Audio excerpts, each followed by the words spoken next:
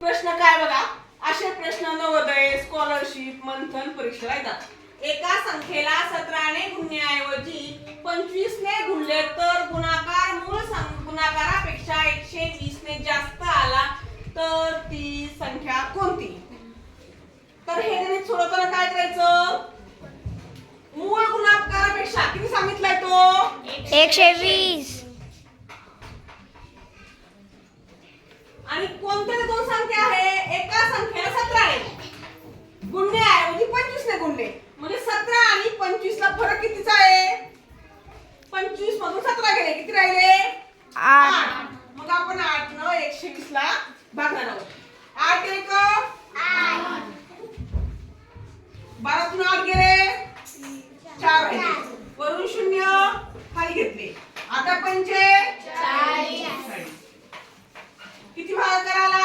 15. म्हणजे ती संख्या